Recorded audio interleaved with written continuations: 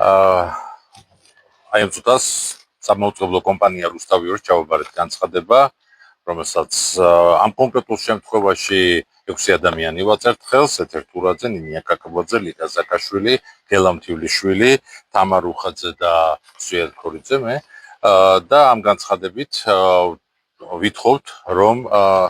სამაუწყებლო კომპანია რუსთავიორის გადაცემა ღამის კურიერში, რომელიც მიყავს ნინო შუბლაძეს, მიეცეს საშუალება ზია ამაღლობელის ინტერესების დამცვას, მის ადვოკატს მაია მწარიაშვილს, რომ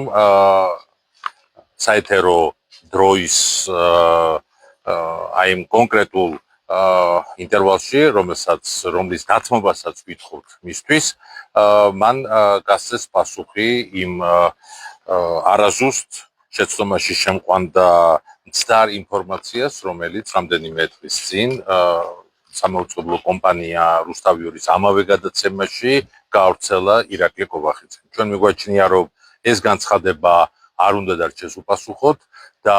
გამომდინარე იქიდან, რომ ჯეროვანი სიზუსტე უნდა დაიცვას მაუწყებელმა, ის რომ სამართლიანად უნდა მოექცეს ყველა მოქალაქეს და სამართლიანობის პრინციპი უნდა დაიცვას და აუცილებლად უნდა დაიცვას მიუკერძოებლობის პრინციპი. აი ამ